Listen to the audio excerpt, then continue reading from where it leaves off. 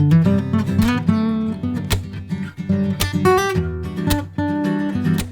to the Love and Grace Podcast. My name is Joel Menken. Today we've got Mark Day again. Yo. And I've got Ronnie Barker. Hey. And we are going to have another lovely conversation about love and grace. And we're going to start off, Mark and I already answered this previous podcast, but Ronnie, did you grow up in a Christian home? Yes. The difference between the kind of home that I was raised in, my grandmother was Baptist. My grandfather was an ex-Catholic. He had a lot of really negative experiences with the Catholic Church, so he kind of abandoned the whole idea of a church. My mother was very much, she would say spiritual, not religious. You know, that's a very common thing to hear for some people. So in a way I did, but I had various influences of, you know, I don't like the church. Well, I'm in the church. Well, I'm not about the church, but I'm a spiritual person. So kind of this mixture of influences when it came to it. So I did, but at the same time, it's a varied question. Okay. What was that time that you remembered accepting Christ in your heart?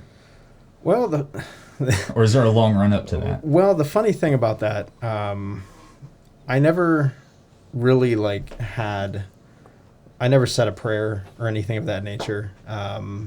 Various things within my life, because having these different influences and voices that I very much loved and respected, speaking into my life, speaking of things greater than myself when I didn't even really know who I was. So I had a challenged upbringing on who do I believe? Because I love and respect my grandfather, and he says the church is filled with people who will abuse you. I love my grandmother, but she is very much no, you have to go to church, you have to do this, you have to do that. And I was not like that. I didn't like that. My mother, being very spiritual minded, meant that, well, you don't have to go to church to believe in God. So there was these very different things happening inside of me that I'm well, I don't know what to believe, because I can't really get grounded in a single thing. So I did the only thing I thought was right, and I just abandoned everything. And so I was atheistic for the majority of my life. I would humor my grandmother by going to church. Eventually, I put up just enough of a struggle that my mom told her, hey, if he doesn't want to go, don't make him, which caused issues between my grandmother and I's relationship. And being atheistically minded, I was still very critical on thought. I love science. I've always loved science. It was something that I could look at and say, I can see this, so then I can give myself to believing it, because it's something that's observable, repeatable.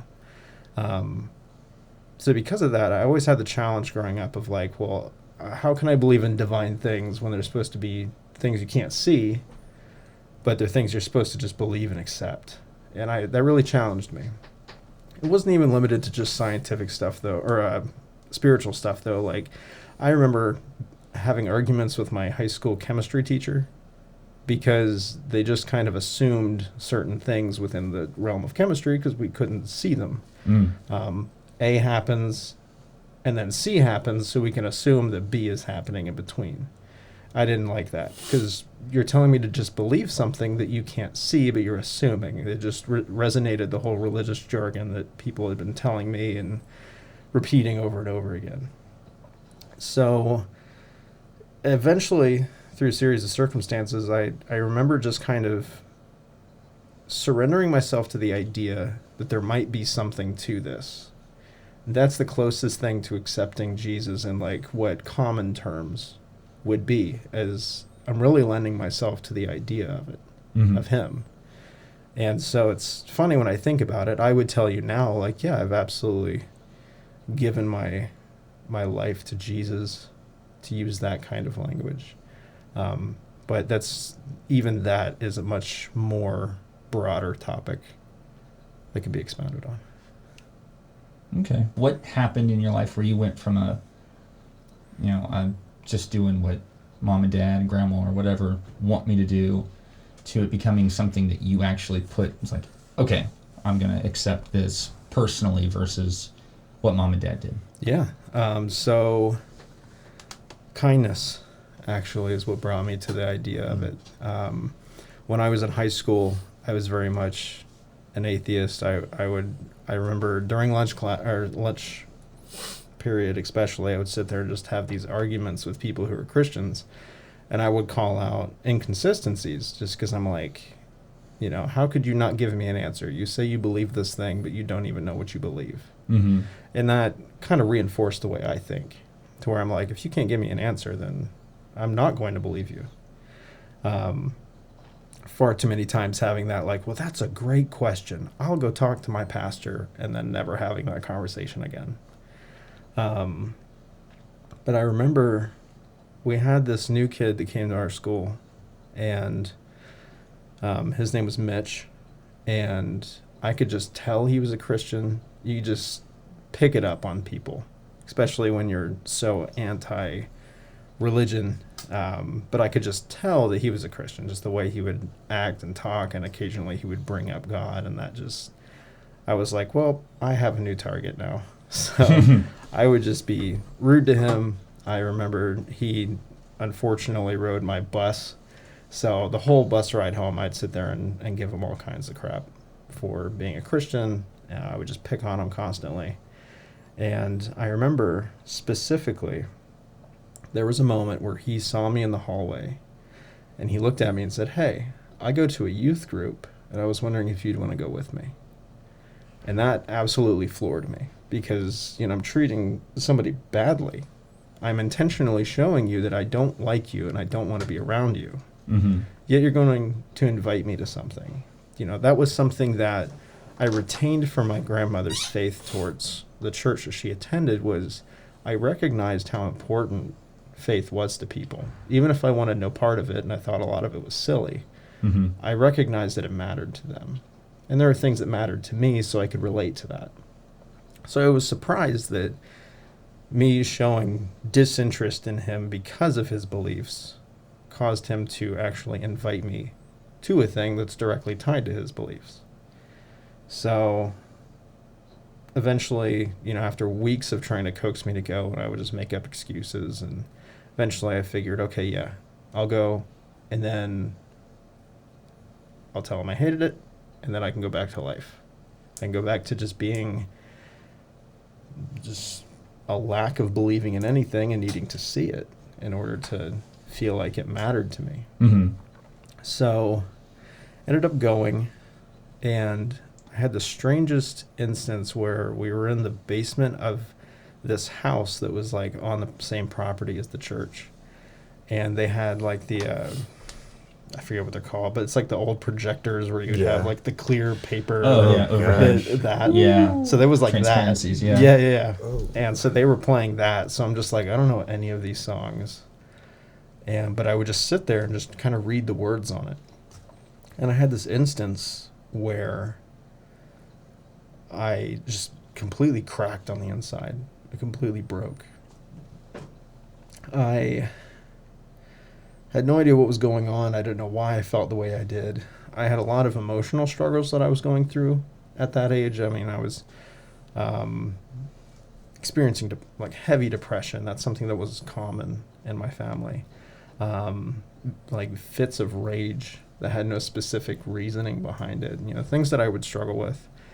And so I bring up all of that because it was kind of like that stuff was coming to the surface, and I didn't understand why. Why am I feeling this way? And I was just heavily crying during this time of worship music. And everybody there was like, holy crap, what do we do? Like, the new guy is bawling his eyes out, and we don't know him. We don't know what to do. So they just kind of left me over there, and they were just unsure. So then eventually service ended. They took me home, and my mom worked night shift. So I was just at the house by myself. And I remember sitting there And then out of the blue, that break happens again. And I just cry so heavily, to the extent it was like a howling cry. It was like everything in me was just like shattering is what it felt like. And this just utterly exhausted me. And I remember I laid down in bed after probably 2 hours of just this heavy crying. And I remember saying, God, I don't even know if you're out there, but I can't keep going on like this. I can't keep living like this. And then I just passed out. I was just utterly exhausted, passed out. Woke up the next day, and I had this emptiness inside of me. But it wasn't an emptiness that was like a hollowed out, like void of darkness or anger. It wasn't anything like that. It felt like all of that depression and anger that I had built up for so many years of my life was gone. And so I woke up and I just genuinely felt like I was in a good mood. I feel like, I feel good right now. I feel empty, but empty of all that crud that was building up. And I remember saying to myself, there might be something to this. And then ever since then, it's been a pursuit to see what exactly that means. Wow. So going from being with mom and dad, was it grandma was pushing you to church? Yeah, so grandma was the one trying to push me to go towards church. My mom, I have 2 older sisters. We lived with my grandmother. Dad still lives in California. Oh, okay. So that's kind of the hierarchy of all of that. Okay. But yeah, when this was going on, we had moved into, my mom had put in like a double wide kind of in the field across to where my grandparents lived. So still close, but all of this had gone on when we were not living with my grandparents at that point. Okay. Obviously now you're an adult. How old are you? I am 27. 27. Yes. What is some things that happened that got you to a point of understanding about a relationship versus just some force out there that you can't quite understand? Yeah.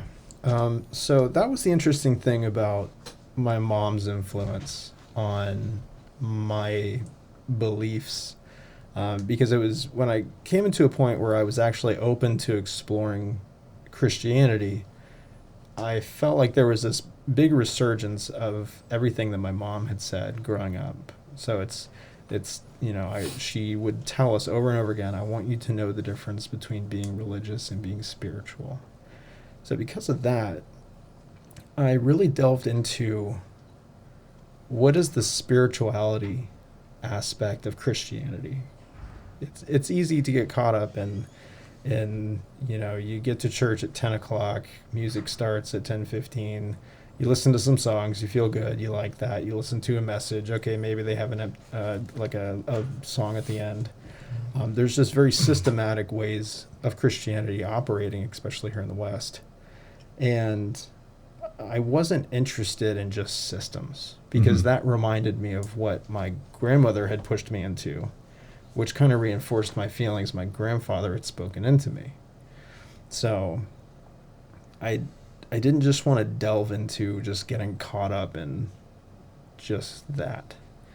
So I had began to explore, what does Christianity look like? And the only thing that I really had any grasp of, and that's nature, because science. How does Christianity fit into science? Because those were things, I knew that. I understood science a great deal by that point. So then I'm trying to, how do I see God in that? Because if God's supposed to be everywhere, then I must have just missed him there. So I would kind of revisit a lot of the topics and found out that apparently there's this huge war between Christianity and science that's been going on. And something that I started to see was that they are intimately intertwined. It's seeing that, science and faith actually support each other. They're not at odds. Mm-hmm. It's people's systems that are at odds, our ways of believing that are at odds. So because of that, and because you can interact with nature and science, I started to explore the ways that you can actually interact with God in the midst of those things. And so that kind of brought me into this place of like, in my experiences say this, but even if somebody else's beliefs say otherwise, I'm going to kind of lean in on my experiences. Mm-hmm. So I don't really know if I'm addressing the question. So just that was there one thing that you just keep going back to that keeps you going, keeping in a relationship with Jesus, keeping in a relationship with God versus now I'm an adult, I can go do whatever I want? And what is there one thing, or has it just kind of been that just an ongoing learning? Yeah, well, I would definitely say that it kind of is the ongoing learning that keeps bringing me back. Because once I came into a place where I began to kind of put, like, connecting the dots between the spiritual and the natural, then my complete fascination for wanting to just learn more and experience more and see more and do more and taste more, like all of these things, started to realize, like, oh, there's a whole new world out there. Mm-hmm. And just realizing, like, you know, spirituality aside, the universe is very strange. So just the fact that you put a whole nother realm of existence that's so intertwined with that, like, everything is so bizarre, but it's so beautiful and so interesting. And I think the thing that kept bringing me back and would always bring me back, it was the curiosity, but it was honestly the intimate love that is just permeating through it, because essentially that's what it is.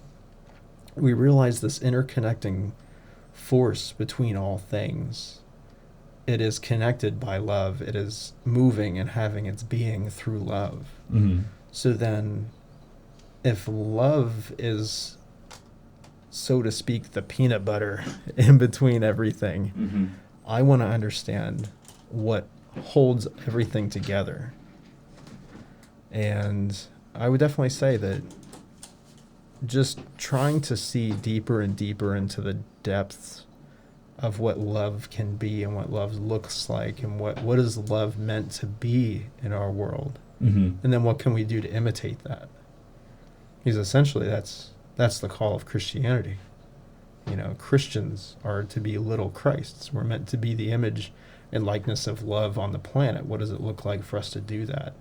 And I don't think it's systems. I think it's doing, as one of my friends that I work with says, it's doing really freaking awesome things. That's our call as members, as brothers and sisters of this union of love that is connected to all things.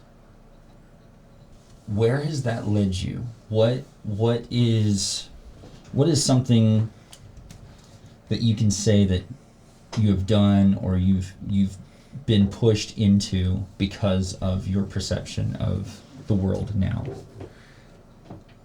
A lot. So to say all of that, when I decided to actually engage with this pursuit of love, it's actually, we often think that love pursues us, but there's this two-way street that goes on, really, to where it's, you know, we partner with and also pursue this element of love that's going on. And because of that, I have been around this country just exploring different things, and I've been to China in pursuit of this kind of thing and seeing what Chinese Christianity looks like. How do they understand things? How do they see things? And just seeing the beautiful connection that lies within that, and realizing that, you know, love transcends language. Mm-hmm. You can have people that don't even speak the same language, and you can express love, Mm-hmm. like genuine, real love. And you don't need to know what they're saying to know who they are, or to know what they're thinking, or really just how they're feeling. There's this thing that happens. Yeah. So I would say probably one of the go-to memories that I have that really transformed the way of my pursuit, I guess, Mm-hmm. really went from this sense of going out and doing kind of the standard evangelical thing, going out praying for people, bringing souls to Christ, that kind of thing, transformed me from kind of operating in that realm to this live among and live with, and that is a way to reach into people and to really embrace them versus just, hey, join the train. Join my cult following. Right, exactly. Join my cult. Exactly. Which is funny because I always, especially my wife, I tell her all the time, I'm like, if I ever dress like this person or I ever act like this person, who are like known cult leaders, I'm like, if I ever seem like that, can you say something to me, please? Because I don't want to accidentally turn into that. So I remember through, again, a whole series of circumstances, it's always interesting to see the ladder that took you there, so to speak. Mm-hmm. Yeah. So a whole series of circumstances that ended up with me driving from Quaker City, Ohio, where I used to live before living in Dayton, Quaker City, Ohio, to Salem, Massachusetts, leaving at 2 a.m., driving through the night in the rain. It was like an 11-hour drive. I drove by myself. What was in Salem? So they have the Halloween festival every year. It's a witchcraft festival, but it's not just hocus pocus, hooky spooky, things like that. But so that was going on at this time. So I had gotten an invitation through a friend that was going to be there for some of the. It was like a worship element to something they were doing there. A lot of the churches leave Salem during Halloween because they are too spooked by everything going on. They're like, we don't want any part of this. We don't want it. So we're just going to lay low for a while, or at least because really October 1st is Halloween in Salem. And the whole month they celebrate it. So I was going there to be a part of the worship event. And, I had my 10 hours of worship music ready to go. I had a big 12-pack of diet soda and all the snacks you could imagine because I'm just going. It was, what am I willing to do for the pursuit? Mm-hmm. And I even remember, like, I was in the middle of the Pennsylvania Turnpike. Again, it was like middle of the night, and it was pouring down rain. And I'm just like, God, what am I doing? Like, this is crazy. I should just call these people that I was going to meet there, be like, hey, something happened. Like, just give them some excuse. To get myself out of this. Because I'm like, what in God's name am I doing? And I remember this moment where it was like I said that, and I just continued driving. And I felt like God just speak, you're following me. And it was this moment of like, I kind of shrugged my shoulders and I'm like, all right, I guess I'm going. Yeah. And because that's what I'm in for. I just want to pursue him. I want to pursue God. I want to see, what does this really mean? If it means anything, I want to know what it means. And so driving 11 hours through the night, I get there, and I'm actually there before anybody else was going to be there. So I was like hours early. Oh, wow. To when this whole shindig was going to get started. And so I met the pastor of the church that we were at. His name's Arthur. He was a really great guy. Gave me a tour of the church. It was a Wesleyan church. It was actually a church that John Wesley had preached in at one point, which I thought was crazy. At least that's what Arthur told me. And so he's like, well, nobody else is here yet, so I'll kind of show you around. And he walked me through. Essex Street, which is kind of the main street that a lot of the festivities go on. What's cool is a big portion of Essex Street is the original cobblestone that was in Salem. So you're walking on roads that are hundreds of years old, and it was just a really euphoric experience to see that, because I love history as well. So so he walks me around, and he brings me to a tent of people, and he's like, these guys are also staying at the church, so we make friends with them if you want. And they all spoke to Arthur and was very like, hey Arthur, good to see you again. And basically they had a tent that was like doing spiritual readings, dream interpretations, tattoo interpretations, different kinds of blessings. And I'm just like, what is going on? This is strange. Like I've never seen this before. And I looked at one of the guys, his name was Peter, and I was like, are you guys Christians? And he was like, yeah, we're Christians. We do things a little differently though. And I was just like, something new? Like something else I can learn? Like, I love this. This is so interesting. So Arthur takes me back to the church and is like, you're welcome to come in and out of the church as you want. But, I have to go, so I'm going to be gone. So first thing I do, I go right back to this tent. And because I'm just so interested in what's going on, and it was almost as if, before I was a believer in God and in Jesus, I had one layer of the world to look at. Right. And then when I became a believer, I had another layer of the world to look at. And now I feel like I just found another layer of the world to look at. And it's just like this unfolding book that we're invited into, and it's just so, like, the depths of it all is just so fascinating. So I go back there, and I just kind of hang out with them, and they were super welcoming, super friendly people, definitely my kind of people. And I just sit there and just watch for a while, and I'm like, I can kind of see what they're doing. Spiritual readings, basically they're sitting there, and they are just asking the Holy Spirit to speak. I mean, that's what they're doing. That's okay. Well, I've heard of that. The church that I was a part of when I became a believer was a Pentecostal church. So I mean, that was no foreign matter to me that the Holy Spirit was engaged in day-to-day living. So I was like, hey, can I try?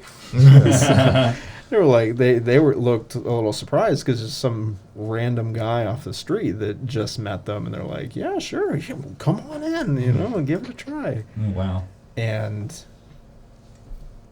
coming from a place of like believing that like words of prophecy and speaking of these things, that God has something to say to you. It's just a matter of, are you listening, and are the ways that God is speaking to you, which I think can be different for everybody, are we paying attention to those ways? And because of this, it's realizing that if people are seeking to find something, it doesn't even have to be bigger than themselves, but really that's the general consensus. It's like spirituality and finding spiritual things, good or bad, is something bigger than just material things. And so the premise is that if they're searching, they're going to find a door that will open. The matter is, are we going to be willing to open it when they knock on the door? If we truly believe that we are in this with God, that means that we can open the door. We have a responsibility to it. There's a quote that says that there are no hands of God but ours. There are no feet of God on the earth but ours.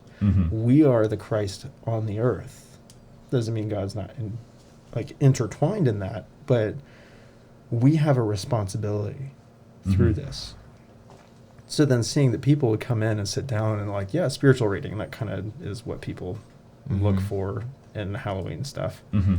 And you get a moment and you're just telling them like, yeah, the Spirit of light is saying this or showing me this. The Spirit of love is showing me this. Only mentioning the name of Jesus, because that is such a sensitive word for people that can actually devastate what you're trying to do. And it's realizing that God's a big boy and he's not going to get mad if you don't say his name. Realizing that, believe it or not, God may actually be bigger than that. To say that if you say this, he knows, yeah, that's me. If I say Spirit of light, it's everything is a type and a shadow that points back to him. Mm-hmm. And realizing that these things that looked witchcrafty, or that we were doing this in the name of God, and seeing the impact that this was doing to people changed me, and realized that was that interaction that I had been looking for, of like, I called it machine gun prophesying. It's just like people come in, sit down, and like you sit there for like X amount of time, and you're like, well, I feel like the Spirit's saying this. And you ask them, like, does that ring a bell for you? Like, having dialogue. And some people would be like, nope, don't know what you're talking about. But yeah, it sounded cool. And then other people would be breaking down crying. Because it's like, how could you possibly have known that? And then we had some people that would be like, how do you do this? I'm like, well, we're Christians. And then, the people that would try and give us $5, and we're like, no, we don't do this for money. If you want to donate, you can, but we're just doing this to give people an encounter with God. Wow. I'm just thinking back of those times, the time that we, Mark and I, our band, met you, and I remember we're going to this event up on Kelly's Island, up in Lake Erie, and I was like, oh, this guy that we met's going to be there, this guy. Everybody's raving about you. I hadn't met you up to this point. Right. I guess a few of them. I haven't either. I'm in the same boat. Yeah, Lindsay and Theus. And really, I knew Lindsay James. I've known James longest out of anybody here in Dayton. I knew Lindsay through a youth event that was going on in Columbus. And that's how I met her. Then we had become friends. Then I came over to Dayton to visit all of you guys, because I remember like a short worship moment that was going on during Elevate, is what it was. And I was like, these people are amazing. I just want to be around them. I was just attracted to them, gravitating towards you guys. And really, that's almost verbatim what happened in Salem. So I knew the feeling of like, no, I want to know these people. I want to know what they're about. And so I met her. And then I remember sending Theus like an impromptu message of like, hey, you don't know me. Can I stay at your place tonight? Because I don't have anywhere to stay. I'm not from here. And, Theus, I mean, he's talked to Daisy for a couple seconds, like, I guess, and was like, yeah, sure, come on over. And, we talked, and we just stayed up late because it was just talking and talking and talking. We're just so many interests that are in so many different areas. And so just kind of connecting dots there. And I remember just off the cuff, I was just kind of like, yeah, I play guitar if you guys ever need anything, because he mentioned that you guys had a band. I was like, yeah, I play guitar a little bit. And he's like, yeah, okay.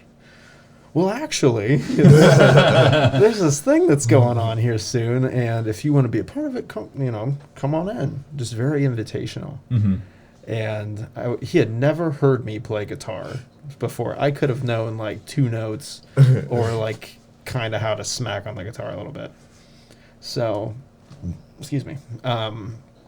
So he kind of gives me this address, and he's like, hey, meet me at this place at this time. And so that was its own little adventure. But yeah, I got to the ferry, and I was like, I don't know any of you guys. So I kind of stuck around Lindsay, and I would be around Theus occasionally, just because I'm like, these are the only people I know. And I'm incredibly social, but when it's people I don't know yet, I want to take time to kind of observe and see like, okay, what's the best way to interact? Because otherwise you go in guns blazing, and some people will be like, yeah, that's great. And other people are like, no, I don't want to talk to you. That's too much. Please go away. And so, yeah, I had forgotten that I had only met a couple of you at that point. Yeah. So that was interesting, because we get on the ferry. I meet this guy in a jean jacket. I'm like, oh, that's right. I'm like, okay, whatever, let's go. And we get on the ferry and get across to the island, and then start loading in all of our stuff. And Ronnie's got his stuff, and we got our stuff. And then we start to play, and I'm like, oh, great, this great, someone that knows how to play, and we just go for it. So that turned into a weekend. That was a wonderful weekend, and really just an amazing time, just of A, worship, and then B, ministering to kids, besides just the worship time. So, Kids. that was a great time. So, just having that, and then coming back to Dayton, and we hear from you every once in a while. And there was an event you said was happening at your church. It's like, oh, you guys have got to come play for this event. We're gonna have some sort of prophetic something event. And I'm like, okay, sounds interesting. And we plan for it and go, and you're like, Blair's like, hey guys, we're gonna do this, and hey, we're gonna do that. And it's like, oh, this is gonna be great. And you were wired. I didn't know any of the guest speakers. I didn't know of any of the guest speakers. Me too. I would say the first one, who thankfully has agreed to be on the show here soon, be on the podcast. Brought some revelation of stuff that we had never ever thought of. And that was so crazy. But we wouldn't have been there if that wasn't for you. And then not too long after that, you just, what was it? You were talking to Theus about wanting to move. Oh, go and bring that up. To what? To move to Dayton. The move to Dayton that you made. Oh. Out of nowhere. Oh yeah, that's right. Yeah, so, and that was the funny thing, because that whole event that we're speaking of, that absolutely wrecked me in the sense of, like, I don't know, there is a Hillsong song that, totally forgetting the name of it now. I know Theus absolutely loves it, but it's kind of like, you lifted me up out of the ashes. Okay, I think I know. Out of the wreckage, that. The Aftermath? Is it Aftermath. Yeah. Absolutely. Awesome. So it's so funny how in the scope of Christianity in a personal sense, you will experience aftermath after aftermath, which is kind of a strange way to put it, because you go through your beliefs, and you will experience things that challenge what you believe and really will attempt to destroy what you think you know in the name of building up higher truth. Mm-hmm. So it's funny, because when I think of that whole experience that I went through, which I'll go into, I think of that song. Mm-hmm. Because the messages that went on in there is like, you were holy and you were clean. And I was like, oh, that's nice, but I don't believe it. And when, like, for the times after they had left, that is all my church was saying. It's like, don't forget, you're holy and clean. You're holy and clean. Don't forget, you're holy and clean. And I got to the point where I'm like, shut up. Like, stop saying that, because how can that be true? Because the narrative of Christianity is we're dirty sinners, and that we're lucky if we are, made clean in his image, which will only happen after we die, which is kind of pointless for us right now. Mm-hmm. So then, how could you say that I'm holy and I'm clean now? Because that doesn't make sense to me, because it goes against all of those teachings that I'm just used to hearing from various sources. So because repetitively hearing that after that after that after that, there was the Power and Love conference that ended up in Dayton. Yeah. Mm-hmm.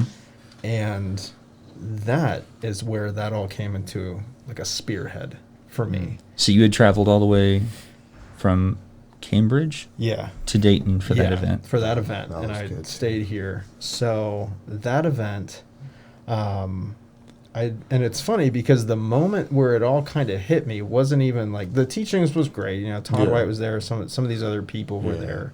But it wasn't even the teachings that, you know, really hit me. It was a moment during a worship song. And so what happened was I was up front and I was just like praying for people. I was doing the thing and it just felt really good. And then I sit there and I'm like, you know what? My voice is completely shot, so I'm just going to worship. And they started playing Good, Good Father, which was, I mean, even at that point, way overkilled in Christian medias. It's the anthem, bro. Yeah, right. It was still a fantastic song. I mean, we need more songs like that. And so I remember I was like just worshiping, had my hands up, and then I felt like God say, go to the back. And I'm like, you know what, God, you're right. I should go to the back and pray for everybody and up front. It's so funny how we do that. And that happens in Scripture all the time, too, which is its own conversation. But I go to the back, and I'm like, all right, I'm just going to pray. And then he was like, close your eyes and just worship, just be with me. And what was interesting was during this time, I was having these moments with God during my own personal worship time where I would envision Jesus standing in front of me and we would just kind of dance, kind of like how a man and a woman would just have that real elegant, just ballroom dancing, but not crazy. And I remember that the hand positions were always like my hand would be on top and, you know, just because I'm a guy, so you would take the guy's position. And I remember in the moments like that, Jesus was kind of motioning like, no, you know, I lead, and his hand would be on top. So you're taking the feminine role, and really the role that is you're led through the dance. And so I had that started to play out during this part of the song, and I remember that we were kind of having this dancing moment, and then he stopped and he just stood there and looked at me. And it was during the part where he says, it's the part of the song, it's the bridge. It's like, you're perfect in all of your ways. You're perfect in all of your ways. And Jesus was singing this to me. And I was like, I started crying and I became angry with myself because I'm like, how I can argue with people. Easy. I can do that for days and days and days. I kind of like it. But how can I argue with what I feel God is saying to me? Because if people are saying, you're holy and clean, I'm like, nope, you're reading it wrong. But if God says you're holy and clean, you can't really tell him he's reading it wrong. He wrote it. He kind of influenced the whole thing. Yeah.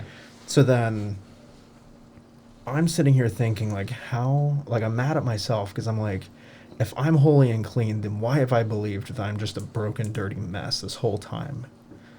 And that's kind of where that song comes into play, because it's in the wreckage of my belief. It was me that he pulled out. It wasn't my beliefs. God didn't come to save our beliefs. It was actually our beliefs that killed God. Yep. So in the wreckage of me believing these things that are not true, it was me that he pulled out. The real me, who is holy and is clean, despite the things that people will point at and say, this is why you're wrong. But when God says something, it carries a little bit more weight.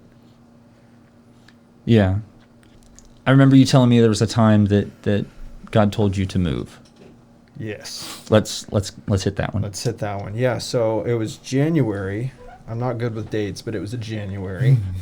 And I was living at home, and I felt like God say, I want you to move in January. And I'm like, God, that's this month.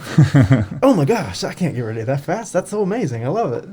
And then I had this moment of like reality kind of sank back in, and I'm like, there's far too much that needs to happen before I can move. And then I felt like God say, like, I mean next January. And how often does that happen in life? And so then I felt like I had 1 year to prepare myself to move and to give as much of what I have learned up until this point, because I hadn't moved to Dayton yet, even after the whole Power and Love thing. Mm-hmm. I had a year to pour into the people around me, the youth group that I was helping lead and oversee. Like all of these different things, I had a year to pour into. So I had a time frame, and I'm like, all right, I can work with this. So over the course of the year, I would just constantly hammer that. I would just want to spend time with people and tell them how good they are, instead of how much you need to accept Jesus because you're a filthy mess. And it was just this progression over the year of like me growing in these beliefs and these newfound truths that I feel God has spoken to me, and sharing the fruit of that. Mm-hmm. And so it's a year of giving away, actually.